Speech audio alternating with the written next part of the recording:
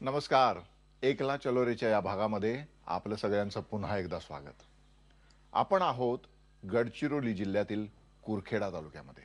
गडचिरोली जिल्हा म्हटलं की आपल्याकडे विशेषतः सरकारी नोकरांमध्ये जो समज आहे, गडचिरोली आणि चंद्रपूरला बदली म्हणजे कारावासाची शिक्षा.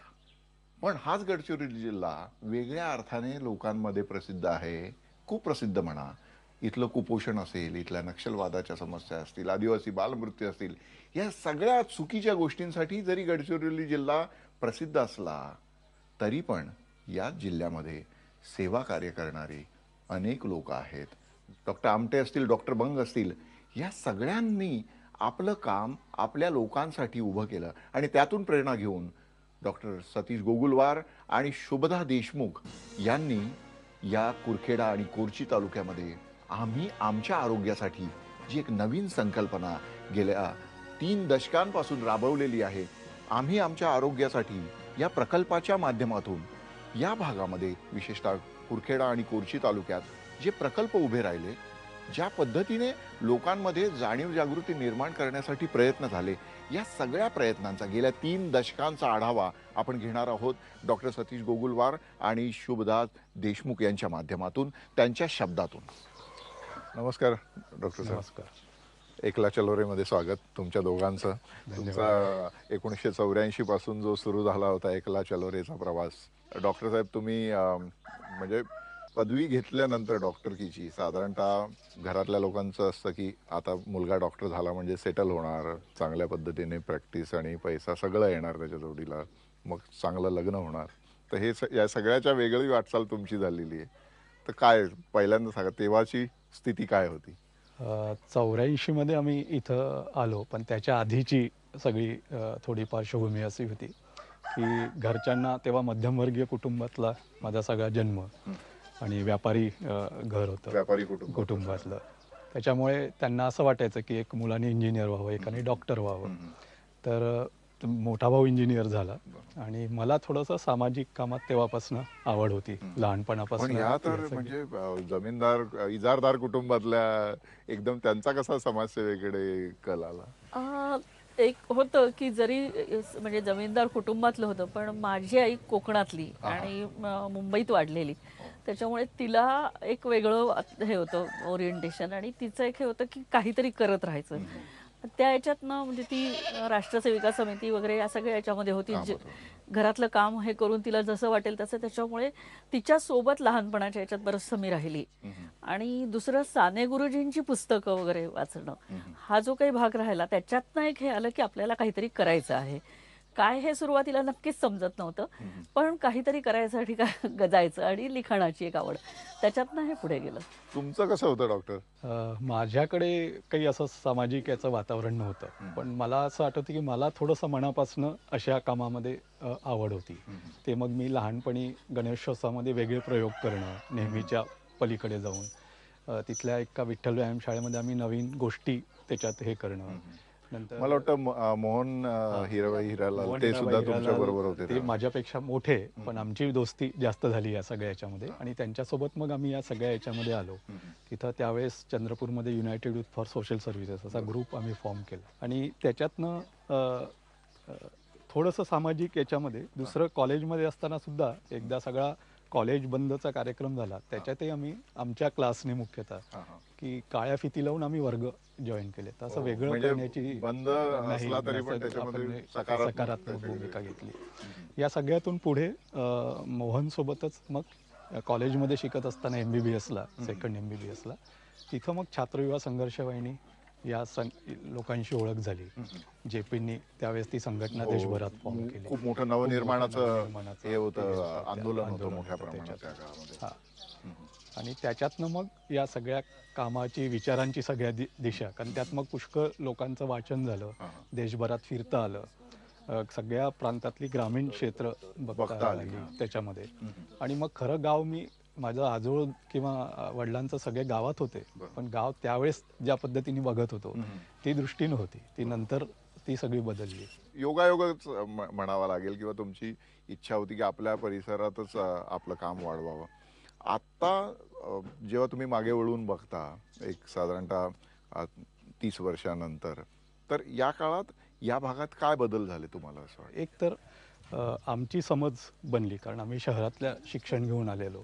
त्याच्यामुळे ग्रामीण भागात आणि मुख्यतः आदिवासी भागात काम करण्याचा खूपसा अनुभव नव्हता, त्यांच्या सगळ्याच संस्कृती. तर त्यातनं 2-3 गोष्टी आम्हाला लक्षात आल्या या सगळ्या कामामध्ये, की कुठल्याही वंचित घटकांसोबत तुम्ही काम केलं तर त्याच्या स्ट्रेंथ ओळखल्या पाहिजे, त्याच्या विकनेसेसपासून कधी सुरुवात करू नये. आणि प्रत्येक वंचित घटकांमध्ये काही स्ट्रेंथ असतात, ते आम्हाला शिकायला मिळालं. त्याच्यामुळे त्यांच्या ताकदीपासनं सुरुवात म्हणून केली. तुम्ही तुमच्या प्रकल्पाचं नाव सुद्धा आम्ही आमच्या आरोग्यासाठी असं हे केलं. दिलेलं आहे. या भागामध्ये विशेषतः कोरची आणि या सगळ्या परिसरात इथे वैदू लोकांचं प्रस्थ जास्त होतं. म्हणजे स्थानिक आदिवासी समाज हा त्यांच्याकडून औषधोपचार घेण्यावर भर देणारा होता. तर त्या पारंपरिक ज्ञानाला तुम्ही नाकारलं नाही. म्हणजे तुमच्या कामाचं वैशिष्ट्य तेच म्हणता येईल. तुम्ही ते स्वीकारून किंवा त्याच्यामधलं जे चांगलं होतं ते स्वीकारून तुम्ही तुमची वाटचाल पुढे केली. बरोबर. तर तेव्हाचा कसा संघर्ष होता? एक माझ्याकडे वैज्ञानिक दृष्टिकोन होता, त्याच्यामुळे मी प्रत्येक गोष्टीकडे थोडं वैज्ञानिक दृष्टिकोनाने बघायचं. इथं जेव्हा त्या काम करताना लोकांच्या संघटनेसोबत, मुख्यतः शेतकरी शेतमजुरांच्या रोजगार हमीच्या कामासोबत खूप वैदूंची माझी ओळख झाली, तेव्हा मी ते थोडं तपासून पाहिलं की यावेळेस जेव्हा या व्यवस्था नव्हत्या ॲलोपॅथीचं सगळं, तर तेव्हा लोक काय आजारी तर पडतच असणार आणि काही नक्कीच, सिस्टम बरोबर. होत्याच तेव्हा व्यवस्था. तेव्हा लक्षात आलं की हे वैदू लोक आपल्या पारंपरिक ज्ञानाचा गुरुशिष्य परंपरेने हे करतात ज्ञान. तर मग मी त्याच्या खोलात जाऊन त्या लोकांशी संबंध केले, त्यांच्या सोबत फिरणं जंगलात. तेव्हा मला वनौषधी किंवा झाडही ओळखू येत नव्हते, माहीत नव्हतं ना, काहीच तो विषय नव्हता. आणि तुमचं शिक्षण ॲलोपॅथी MBBS झाल्यामुळे तुम्हाला काहीच माहिती. त्याच्यामुळे मी त्यांच्याकडून खूप शिकलो, म्हणजे तुम्ही ज्ञानाची देवाणघेवाण देवाणघेवाण केली. मला वाटतं की चुकीचा उपयोग होऊ नये म्हणून ते लोक खूप आमपणे सगळ्यांना सांगत नाहीत, बरोबर. पण योग्य म्हणजे त्यांची जी हां. म्हणजे एक काळजी घेणं. काळजी घेणं म्हणजे त्याच्या मागे पण कारण मीमांसा कारण आहे. म्हणजे त्या परंपरेचा मी जेव्हा अभ्यास केला असं लक्षात आलं की गुरु शिष्याची परंपरा आहे. बरोबर. त्याच्यामुळे एकदा त्याला गुरुनी जेवढं ज्ञान दिलं तेवढंच तो वापरायचा. आणि कोणाला पैसे देऊन तर ते आपण औषध दिलं तर ते ज्ञान संपतं, ही त्यांची समज त्याची त्यांची. पण नंतर असं लक्षात आलं की ही परंपरा हळूहळू नष्ट होते, नव्या पिढीमध्ये ती जात नाही आहे. कारण त्यांची मुलं किंवा पुढची पिढी, कारण हे फुकट करा पण चोकट करा असं ते साधं होतं. शुभदाताई, तुम्हाला विचारायचं आहे की एकूणच गडचिरोली जिल्हा जो आहे, चंद्रपूर गडचिरोली या दोन्ही ठिकाणी बालमाता मृत्यूदर हे महाराष्ट्रात सर्वाधिक होते आणि सातत्याने प्रत्येक विधिमंडळ अधिवेशनामध्ये त्याची चर्चा होणार, मोठमोठ्या घोषणा होणार, परंतु तो वर्षानुवर्ष ही स्थिती कायम होती. तुम्ही या भागात आलात त्यावेळेस परिस्थिती कशी होती आणि आता कशी बदललेली आहे? कारण आता माझ्या माहितीप्रमाणे बालमाता मृत्यूदर दोन्ही कमी झालेले आहेत मोठ्या प्रमाणात. जिथे खूप ठिकाणी म्हणजे उपकेंद्र हे खूप दूर अंतरावर होते, त्यांच्यासाठी सुद्धा आवश्यक सुविधा लोकांपर्यंत जाण्यासाठी ज्या हव्यात त्या नव्हत्या. सगळ्यात मोठा हा भाग आहे औषधं आणि आरोग्याच्या विषयी सल्ला देणाऱ्या व्यक्तीवर, की ती व्यक्ती तुम्हाला किती विश्वासाची वाटते त्याच्यावर अवलंबून असतं. तर जिथे जिथे आरोग्य व्यवस्थेतल्या लोकांनी हे केलं की आपला त्यांचा विश्वास संपादन केला, ती बाई नर्स जी आहे ती जवळून लोकांशी संपर्कात यायला लागली, त्या त्या ठिकाणी हे झालं. आमच्या बाजूने आम्ही केलेले प्रयत्न हे राहिले की हा जे महिला बचत गट त्या त्या ठिकाणी उभे राहिले, त्या बचत गटांना की त्यांची गरज काय आहे हे त्यांना लक्षात आणून देणं, काय म्हणजे पारंपरिक आहे त्याच्यातलं चांगलं काय आहे किंवा जे चुकीचं आहे ते काय आहे. काही चांगल्या गोष्टी आहेत की ज्या कंडेम न करता त्यांना हां, त्याच्यापासून ते समजून हे घेणं, समजून वैज्ञानिक घेणं. दृष्टिकोन जे मगाशी म्हटलं सतीश, आणि त्या आम्ही पद्धतीने जसं 2000 मध्ये कोरची भागामध्ये हा प्रयोग केला की बालमृत्यू आणि हे कमी करण्याच्या दृष्टीने जो सर्चमध्ये डॉक्टर अभय बंगांनी केला, ते मॉडेल आम्ही रिप्लिकेट त्यांच्या मदतीने केलं. तर तेव्हा असं लक्षात आलं की तिथल्याच गावातल्या महिला, त्यांना आम्ही त्याचं आरोग्य सखी म्हणून तिला प्रशिक्षण दिलं. तिथली दाई जी परंपरेने बाळंतपण करायची आणि आई, या तिघांना मिळून जेव्हा आम्ही ते काम करायला सुरुवात केली प्रत्येक गावामध्ये, तर तेव्हा त्याचा परिणाम म्हणजे त्यावेळेस 2001 मध्ये तेव्हाचा नवजात मृत्यूदर हा 72 होता तिथला कोरचीमधला. आणि आम्ही 5 वर्ष तिथं यांच्या मदतीने जे काम केलं तो 36 वर आला. ते इतका 50% निम्मा कमी, म्हणजे निम्मा. आणि तिथलं स्किल वापरून म्हणजे त्या महिलांना जे आम्ही ट्रेन केलं, तर ती निमोनिया झालेलं बाळ जंतुदोष झालेलं बाळ, कमी वजनाची बाळं ही घरी मॅनेज करायला लागली. कारण त्यावेळेस ह्या PSCला नेणं, तिथून रेफर करणं हे लोकांनाही शक्य नव्हतं आणि त्या व्यवस्था नव्हत्या. म्हणजे तुम्ही तिथल्याच व्यवस्थेला, तिथल्या स्त्री शक्तीला तुम्ही जर तयार केलं, चांगलं प्रशिक्षण दिलं आणि थोडं मॉनिटर केलं, फॉलोअप केलं, तर हे सहज आजही आपण करू शकतो. दारूबंदीच्या संदर्भातला लढा गाजला होता. जर दारू बंद झाली तर आमची अर्धी दुःख कमी होतात. आणि त्याच्यातनं मग ही सुरुवात झाली. मग हे करायचं असेल तर काय करायचं? तर त्या महिलांनीच सांगितलेलं एक हे असं होतं की जे सरकार दारूबंदीसाठी आम्हाला कार्यक्रम घ्यायला म्हणून 2 ऑक्टोबरला आमच्याकडे पत्र देतात, तेच सरकार दारू दुकानांना लायसन देतात. असं कसं? मध्ये 50%हून अधिक महिला ॲनिमिक असतात आणि त्यांच्या एकूण आरोग्याकडे जे लक्ष दिलं पाहिजे ते दिलं जात नाही. तर आदिवासी भागात परंपरेने जो आहार होता त्या आहारापासून माणसं तुटली म्हणून कुपोषण वाढलं असं तुम्हाला वाटत नाही डॉक्टर? हां, हे म्हणजे हे आम्ही आत्ता अभ्यास करताना ते लक्षात आलं की आणि हे सहजपणे आपली ती खाद्यपद्धती किंवा पोषणाची जी पद्धती आहे ती तुटून जाते. आणि हे पुन्हा आपल्यासारख्या शिकलेल्या लोकांमधनंच येतं की हे काही तुम्ही खाता ते काही खूप चांगलं नाही किंवा जे बाहेरून घेतलं पाहिजे. ते त्यातली 2-3 उदाहरणं मला दिसतात की आधी आपण सगळ्यांनी जवळपास हाताने कुटलेला तांदूळ खायचा, हातसडीचा तांदूळ म्हणायचा, ज्याला आता ब्राऊन राईस म्हणतात, हँडपॉन राईस म्हणतात. आणि मोठ्या शहरांमध्ये ते 100-200 रुपये किलोने विकला जातो. तो परंपरेने लोकांचा आहार होता आणि जिथं तांदूळ हा भात हा मुख्य आहार आहे तिथं तोच जास्त होता. आणि ते मिल्स आल्याबरोबर तो जाऊन काढून आणलं. पांढरा भात चांगला गंमत वाटते मला तुम्हाला दोघांना सांगावं वाटतं की आता लोक जे हातसडीच्या तांदळामधून जे पोषण मूल्य मिळायची ती मिळत नाहीत. त्यामुळे आता ज्यातून तांदूळ वेगळा केला जातो, तूस म्हणतात, तुसापासून, तर त्या तुसापासून जे तेल बनवलं जातं ते तेल अधिक महाग किमतीने घेतात कारण पोषण मूल्य मिळावी म्हणून. म्हणजे किती विचित्र विरोधाभास आमचा झालेला आहे सगळ्या. त्याच्यानंतर जुन्या काळामध्ये मोह हा खाण्याचा पदार्थ होता प्रामुख्याने आणि मोहाचे खूप विविध पदार्थ लोक करून खायचे त्यांच्या परंपरेत. आणि मोहामधली पोषण मूल्य ही किसमिसपेक्षा जास्त आहे सगळी. पण ती नंतर दारूमुळे बदनाम झाली की त्याची फक्त दारू निघते बा म्हणून मग शहरातल्या लोकांनीही त्याला बदनाम केलं आणि मग स्थानिक लोकही ते खायला हे व्हायला लागलं. पण ते एक पोषणातून गेलं. म्हणजे ते आज विकल्या जातं बाहेर लोक, पण खाण्यामध्ये जे रोज खायला करतात, रोज जर तुम्ही 4-5 लोकांनी भौतिक संस्कृतीचा मोह स्वीकारला आणि हा पारंपरिक मोह नाकारला. त्यामुळे जंगलात मशरूम होतात एकेकाळ्या, त्याला इथं सात्या म्हणतात. ते खाण्याचं एक हायली प्रोटीनस डाएट आहे. आपण मशरूम डिश सगळीकडे बाहेर खातो. कित्येक रानभाज्या आहेत की ज्या स्थानिक याच्यामध्ये खूप पौष्टिक आणि चांगल्या असलेल्या आहेत.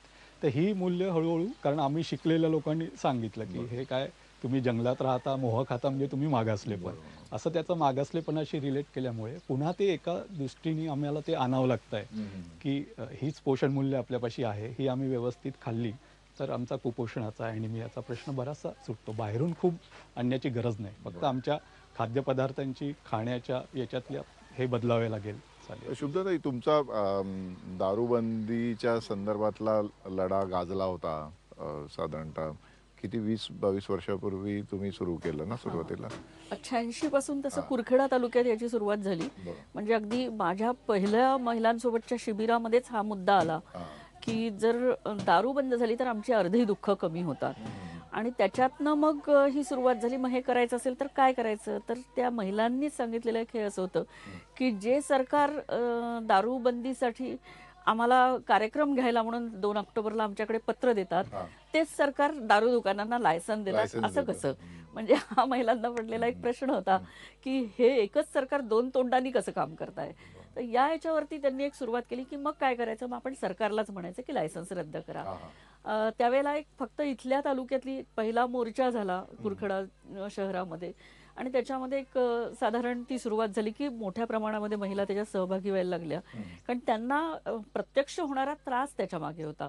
आणि त्याच्यानंतर मग इतर सगळे जे संस्था संघटना आम्ही एकत्र जमायला लागलो. त्यानंतर मग जेव्हा डॉक्टर अभय आणि राणी बंग इथे आले त्यानंतर आम्ही एकत्रितपणे तो जो सगळ्यांनी मिळून विचार केला आणि त्याच्यातनं पुढे हा भाग आला की सरकारकडे सगळ्यांनी मिळून एक प्रयत्न करायचा. त्याला वेगवेगळ्या लोकांचा किंवा वेगवेगळे जे कायदे हे त्याचा एक आधार पण मिळाला. आणि त्याच्यात जवळ त्या याच्यामध्ये म्हणजे 1989 पासून ही जी एक सुरुवात झालेली होती त्यावेळेला तर त्या याच्यामध्ये साधारण 350 महिला मंडळं आणि 100-150 युवक मंडळ यांनी ठराव करून पाठवलेले होते आणि ते 89 ते 92 पर्यंत हे सातत्याने चालत होतं. स्वतःहून लोक स्वतःच्या खर्चाने येत होते.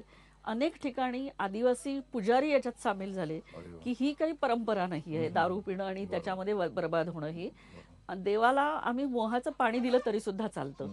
तर हे विशेषतः जे काही आदिवासी हे पुढे झाले त्याचा एक चांगला परिणाम झाला. म्हणजे मग हे जे बदनाम केलं जात होतं की आदिवासींसाठी दारू पाहिजे, हा भाग प्रत्यक्षात नाही.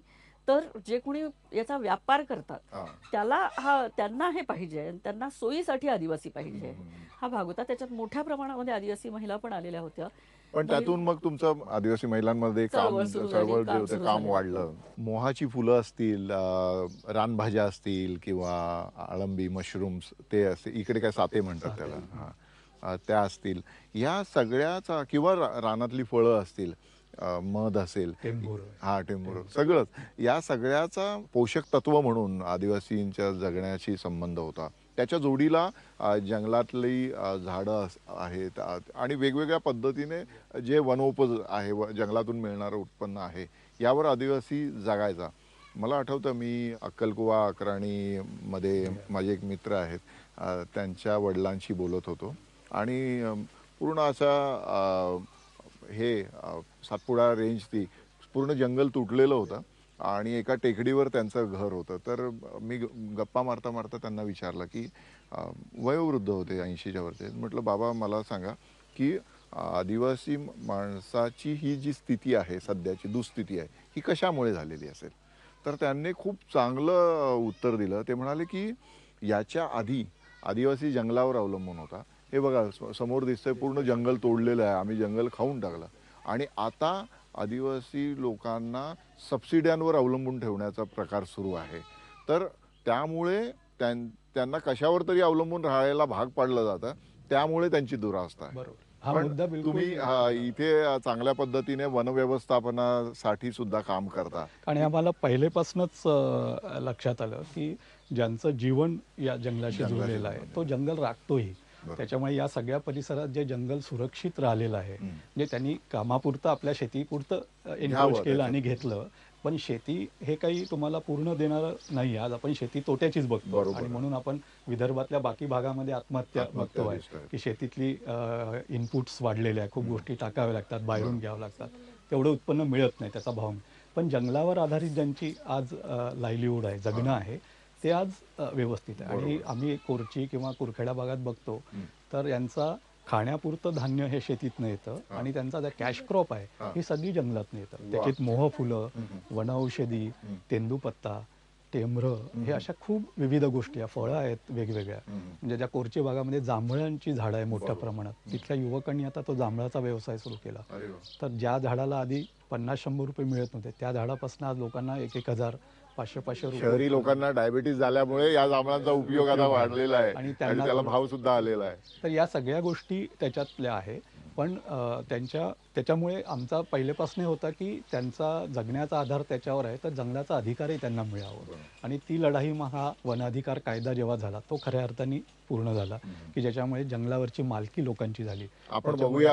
आणि आज आता हे गाव सुद्धा इथलं एक 500-550 हेक्टर जंगल गावाच्या मालकीचं झालं आहे आणि त्यांनी आपल्या आता त्याच्यात कसं त्याचं संवर्धन आणि कसं पुढे करायचं ते आपल्याला पाहता येईल. बघूया आपण. चला तुम्ही दाखवा की कशा पद्धतीने या जंगलाची निगा राखणाऱ्या लोकांना आता जंगलातून उत्पन्न सुद्धा मिळायला लागलेलं आहे. एका बांबूच्या मागं 12 रुपये आणि तो बांबूची किंमत आहे बाजारात, म्हणजे ते विकतात आता गावातर्फे, त्याला 40 ते 50 रुपये एका बांबू. म्हणजे उरलेला सगळा भाग हा गावाच्या ग्रामसभेमध्ये जमा झालेला आहे. मागच्या वर्षी आपण किती बांबू एकूण त्याच्यात 16,200 बांबू विकला आणि वनविभागाची मदत घेऊन आपण तो ऑक्शन केला.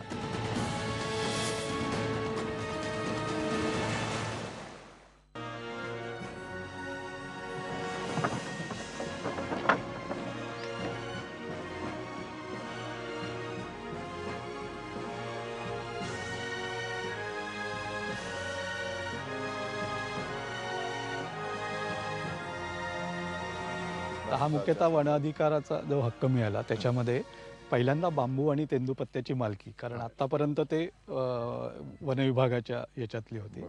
ते मिळाल्याबरोबर जसं आता आधी बांबू इथला वनविभाग कापून न्यायचा, तर एक 5 रुपये कापायची मजुरी लोकांना मिळायची. आज त्या बांबू गावच्या मालकीचा झाल्यामुळे त्याची मजुरी आपण किती 10 रुपये देतो. आता किती देता? नाही, एका बांबूच्या मागं 12 रुपये, एका बांबूच्या मागं 12 रुपये. आणि तो बांबूची किंमत आहे बाजारात, म्हणजे ते विकतात आता गावातर्फे, त्याला 40 ते 50 रुपये एका बांबूचे. हा, म्हणजे उरलेला सगळा भाग हा गावाच्या ग्रामसभेमध्ये जमा झालेला आहे. मागच्या वर्षी आपण किती बांबू एकूण त्याच्यात 16,200 बांबू विकला आणि वनविभागाची मदत घेऊन आपण तो ऑक्शन केला. आणि त्याचे पैसे मजुरी भरपूर, म्हणजे जवळपास 3 पट मजुरी लोकांना जास्त मिळाली गावातल्या, म्हणजे तेवढं लोकांचा इन्कम हे झाला. आणि ग्रामसभेला लाखो रुपये त्यांच्या ग्रामसभेमध्ये आले.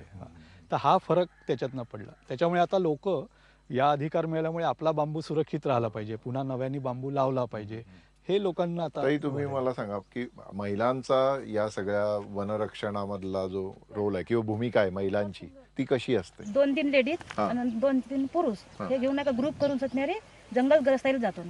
हर रोज 5-6 लोक पाडी करून सटणारे जाणं सुरू राहते आमचं.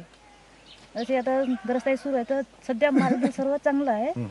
सध्या वतुती होत आहे आपल्या गावच्या जंगलाची. मागच्या वर्षी 2-4 एकर आम्ही श्रमदानातून रोपाई लावला आहे. ते रोपे जंगलामध्ये? जंगलामध्ये सर. साधारणतः जंगलात काय मिळतं जास्त करून? म्हणजे आता या भागामध्ये जांभळं वगैरे आहे? जांभळं आहेत सर, पण आता जांभळाचा टाइम येण्याचा नाही, नाही, म्हणजे इतर वेळेस आहे, आता तो टेमरू टेंबरू आहे. टेमरू आता या पहाडाच्या वर आत्ताही भेटतात. मोहाचा. मोह आता चालू झाला सीजन, तो वेचणी चालूच आहे. आता लोक येण्याचा आहे. तेंदूपत्ता सुरुवातीला फॉरेस्टचा होता रेख किंवा त्यांचा अधिकार, त्यावेळेस आपण त्यांना बेहोत होतो. आता आम्हाला सत्ता मिळाल्यानंतर, आता आम्हाला सामूहिक दावा मिळाल्यानंतर आम्ही मालकी आम्ही म्हणून आम्ही स्वतः जंगल फिरून स्वतः जंगलाचा गस्त करून जो बांबू कटाईचा निर्णय तोच ग्रामसभेत आपण ठराव करतो. त्या ग्रामसभेचा बांबूचा रेट जो ग्रामसभा ठरवेल तो त्या पद्धतीनं आपणच जंगलात जाऊन कटाई गावचेच लोक करतात. गावच्याच लोकांना मजुरी भेटते. तिथून डुलायसाठी बंड्या सुद्धा पण गावच्याच वापरतात. हे ट्रॅक्टर 4-5 आहेत, त्या ट्रॅक्टरला आम्ही देत नाही, कारण बैल बंडी ते वापरतात. बरोबर. तुम्ही लहान होते तेव्हाचं जंगल आणि आताचं जंगल याच्यात किती फरक वाटतो? त्या जंगलात आधी खूप होता, परंतु त्या फॉरेस्टच्या अधिकार असल्यामुळे ते मोठे मोठे झाडं कापून पूर्ण साफ करून टाकला. साफ केल्यानंतर तिथं आता ते नर्सरी वगैरे लागला. नर्सरी लाखो रुपये सारला, पण तिथं एक झाड जगवला नाही. आता बहुत नर्सरी सागवान पण एक झाड फॉरेस्टवाला जगवला नाही. खूप सागवान होता, एवढा सागवान होता की भरपूर सागवान होता. भरपूर सागवान याने काढून नेला सरकारने. आता तुम्हाला सागवान म्हणाल तरी पण आता मिळते, पण कमीच मिळते. दाट जंगल होतं, तुम्ही लहानपणी बघितलेलं असेल, आणि आताचं जंगल एकदम विरळ झालं. हो, विरळ. आम्हाला माहित न विचारता त्यांना कटाई चालू केला. आम्हाला माहिती मिळाली, आम्ही जाऊन त्याच्या आऱ्या वगैरे सप्प जप्त केलं. आमच्या समितीकडे आता आऱ्या आहेत, त्यांचं कामच बंद केलं. मालही उचलून नसून दिलं त्याला. मग शेवटी DFO साहेब का म्हणला का असा माल खराब होण्यापेक्षा तुमच्या समितीला 50% रक्कम जमा करतो, डेपोमध्ये जमा करू द्या. तर मग आम्ही समितीवाले बैठक घेतलो, तेव्हा त्याला म्हणलो ठीक आहे तुम्ही जमा करा. पण DFO साहेबाच्या या डॉक्टर साहेबाच्या समोर त्याने सांगितलं का आम्ही ग्रामसभेला 50% रक्कम जमा करू. आता म्हणजे आपली मालकी झाल्यामुळे आपल्याला जंगल आता जास्तच वाढवू किंवा जास्त याचा जोपासना करू, ह्या धर्तीवर आम्ही गावकरी ग्रामसभा आखत आहोत, नियोजन करत आहोत. आणि आजपर्यंत आम्ही जंगल राखणं चालूच आहे. यावर्षी पुन्हा 25 एकरामध्ये आता पुढच्या महिन्यापासून गड्डे खोदणार, तिथं बांबू लावून हा असा आमचा ठराव आहे. तुम्ही मला म्हणाला होता एकदा की या इथल्या महिला जंगल माझं माहेर आहे, आपलं माहेर आहे असं बायांनी जेव्हा आम्ही शिबिर घेतलं, त्या शिबिरामध्ये जंगलाचा अभ्यास जेव्हा होता त्या याच्यामध्ये त्यांनी असं म्हटलं की जंगल आमचं माहेर आहे. एक वेळ माहेरी सुद्धा काही मिळणार नाही, कधीतरी माहेरून नाकारलं जाईल, पण जंगल आम्हाला नाकारत नाही.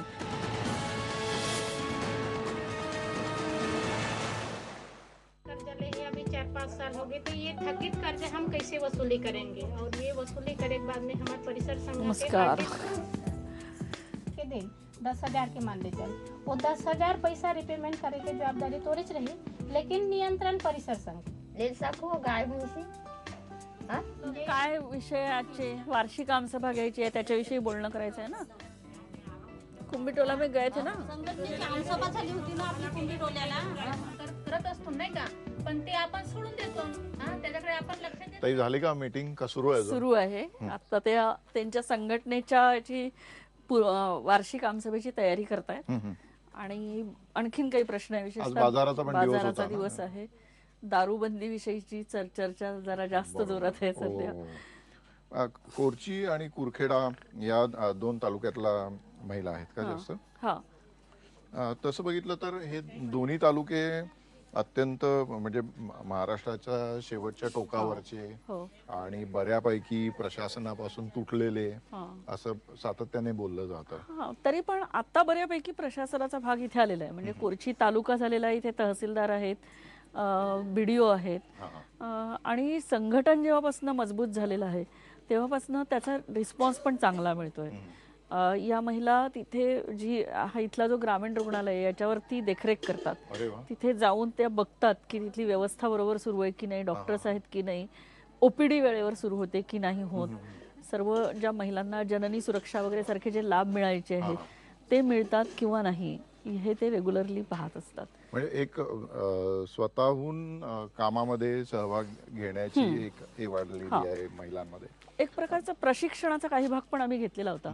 म्हणजे आपल्यासाठी योजना कोणत्या आहेत हे माहिती जसं व्हायला पाहिजे तसं त्या बरोबर चालतात की नाही हे ती पूर्ण माहिती होण्याच्या दृष्टीने असा एक भाग घेतला की योजनांचं मॉनिटरिंग संघटनेने करणं. तर त्या माध्यमाने पण हे झालं की सुरुवातीला थोडंसं रेजिस्टन्स होता, पण नंतर प्रशासनाकडचा रेजिस्टन्स बऱ्यापैकी आता कमी झालेला आहे.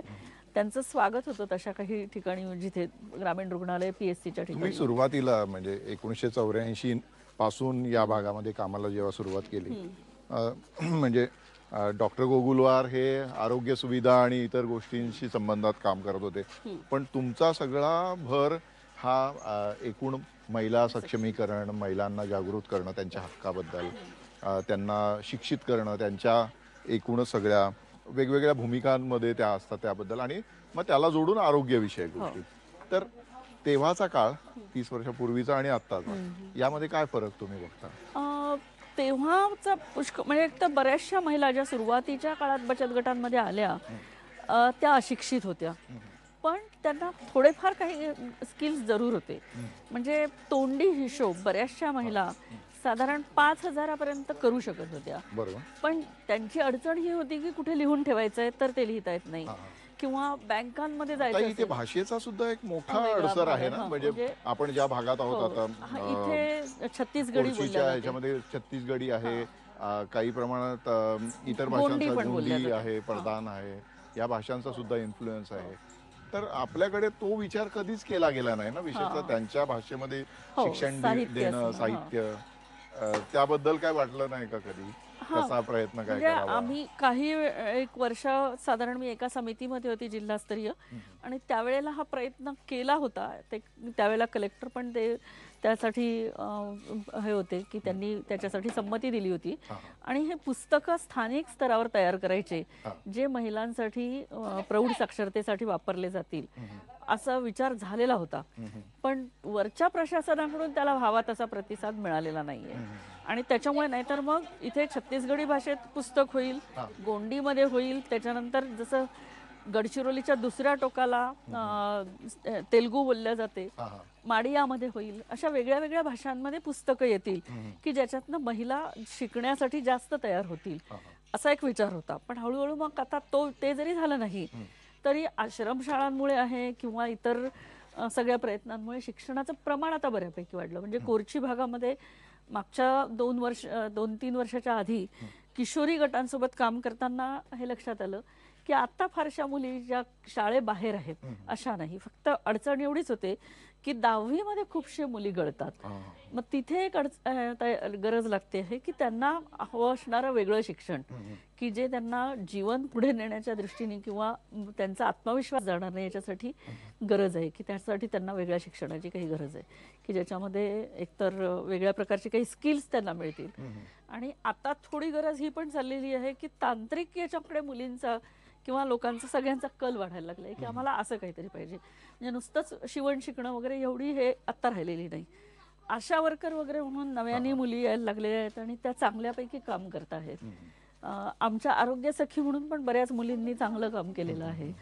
असं वेगवेगळे प्रकार नव्याने पण आता येत आहेत. तुम्ही जेव्हा या भागात काम करायला सुरुवात केली तर त्याच्या आधी सुद्धा या भागातल्या महिला किंवा लोक सगळेच हे जंगलावर आधारित जीवन जास्त जगत होते. जास्त मोठ्या तर आता तर जंगल संपलेलं आहे. पूर्ण नाही संपलं तरी पण इथलं, आणि इथे अजूनही जंगल शिल्लक आहे. आणि त्यामुळेच हा पण भाग आहे की ते अजूनही म्हणजे एक तर आहे बिडीपत्ता गोळा करणं, तेंदूपत्ता, त्याच्यानंतर तेंदू प्रत्यक्ष म्हणजे खाण्याच्या वस्तू आणि ज्या कॅश म्हणून देतात, असं दोन्ही पण याच्या हे सुरू आहे. म्हणजे अजूनही ते जंगलावर आधारित इथली इकॉनॉमी जास्त आहे. म्हणजे शेतीपेक्षा जंगलाचं एक तर तुम्ही मला म्हणाला होता एकदा की या इथल्या महिला जंगल माझं माहेर आहे, जंगल आपलं माहेर आहे असं बायांनी जेव्हा आम्ही शिबिर घेतलं त्या शिबिरामध्ये जंगलाचा अभ्यास जेव्हा होता त्या याच्यामध्ये त्यांनी असं म्हटलं की जंगल आमचं माहेर आहे. एक वेळ माहेरी सुद्धा काही मिळणार नाही, कधीतरी माहेरून नाकारलं जाईल, पण जंगल आम्हाला नाकारत नाही. सगळ्या सीझन मध्ये कधी भाज्या, कधी काही फळं, कंद, मुळं, काही ना काही. त्याच्यामुळे त्याच्या बाबतीतलं त्यांचं ज्ञान जंगल उपाशी मरू देणार नाही. त्याच्यामुळे जंगल आधारित विकास कसा होईल तर तो मग स्त्रियांच्या बाजूचा विकास होईल हे निश्चितपणे म्हणता येईल. स्त्रियांचं शिक्षण आपल्याकडे जी आहे आत्ताची संकल्पना की त्यांना शैक्षणिक सुविधा उपलब्ध करून दिल्या की पुरेसं झालं, पण आपल्या एकूण आतापर्यंतच्या सामाजिक बंधनाचा जर आपण विचार केला तर त्या स्त्रियांना फक्त शैक्षणिक सुविधा देण्याच्या जोडीला त्यांना त्या स्वतंत्र होतील मनाने आणि आत्मविश्वास त्यांच्यामध्ये जागा होईल ते बघण्याच्या दृष्टीने जो प्रयत्न व्हायला पाहिजे तो आपल्याकडे होताना दिसत नाही. स्त्रीला ज्या पद्धतीने स्वातंत्र्य मिळायला पाहिजे ते जर शहरी भागात मिळत नाही तर इकडे आपल्या ग्रामीण भागात तर अधिक जास्त जाणवतं. नाही, दोन्ही म्हणजे हा पण भाग आहे की काही बाबतींमध्ये आहे पण. म्हणजे उदाहरणार्थ जसं आहे की शहरी किंवा थोडं मध्यमवर्गीय आणि थोडं म्हटलं तर एका विशिष्ट याच्यासारखं जे काही हे आहे तिथे जसं आहे की अजून सुद्धा दुसरं लग्न करणं किंवा याच्या बाबतीत स्त्रियांवरचे बंधन आहेत, पण जे ह्या समाजामध्ये तेवढे नाहीत. किंवा तिला वाटतं तर ती तिच्या मताने निर्णय घेऊ शकते लग्नाचा, असं या पद्धतीची एक मोकळीक पण आहे. पण काही वेगळे बंधनं मग पडतात. काही या भागातली जी काही परिस्थिती आहे त्याच्यामुळे असेल, म्हणजे हा तर भाग आहेच की असुरक्षिततेची जी जर गावामध्ये शाळा जेव्हापासून झाल्या तेव्हापासून हे शिक्षणाचं प्रमाण वाढलंय. जेव्हा गावात शाळा नव्हत्या आणि बाहेरगावी शिक्षणासाठी जावं लागत होतं तेव्हा गावातल्या शाळेचं झाल्यानंतर क्वचितच एखाद दोन मुली बाहेर जायच्या किंवा आश्रमशाळा आहेत म्हणून काही ठिकाणी मात्र त्या जायला लागलेल्या. तर हा जो भाग आहे की असुरक्षिततेचा तो आहे, पण तरी त्याचं प्रमाण कमी आहे. विशेषतः ज्या वेळेला मी इथे राहायला आली त्यावेळेला हे प्रमाण त्या मानाने एवढी असुरक्षितता नव्हती, ती आता वाढती आहे थोडीशी. याचं कारण हे आहे की बाहेरचे लोक या भागात आले आणि बाहेरच्या संस्कृतीचं जे आक्रमण झालेलं आहे इथल्या याच्यावर त्याच्यामुळे ही असुरक्षितता स्त्रियांमधली जास्त असते. आज शहरातली स्त्री जरी ती कमावती असली, सक्षम असली तरी पण तिला व्यक्त व्हायला मर्यादा असतात.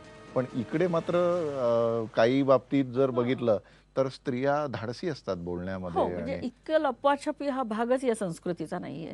जे आपल्याला वाटतं ते बोलायचं. एक गावांमध्ये हे करत असताना जेव्हा महिलांना विचारलं की तुम्हाला पण मारत बिरत असतील तर त्या बाईने मला सरळ सरळ उत्तर दिलं की तुम्हाला घरात मारतात, आम्हाला बाहेर आणून मारतात, एवढाच फरक असतो. आता पुढे काय हे काम पुढे आम्ही असं बघतोय की जे खूप दिवसापासून आम्हाला वाटत होतं की वन आधारित इथल्या विकासाची जी दिशा पुढे जायला पाहिजे तर ती जाताना आता जो वनाधिकार कायदा आला की ज्याच्यामुळे लोकांच्या मालकीची जंगलं झाली, त्यातनं त्या लोकांच्या क्षमता वाढवणं म्हणजे युवक जे नवीन आता शिकलेली आहेत त्यांना सुद्धा त्यातनं वेगवेगळा रोजगार, कारण एकदा मालकी आली की मी तिथल्या वनौषधी आहेत, वेगवेगळी वनात उपज आहेत, त्याच्यावर प्रक्रिया उद्योग होऊ शकतात. त्यातनं मुलांना उद्योगाकडे प्रेरित करता येतं.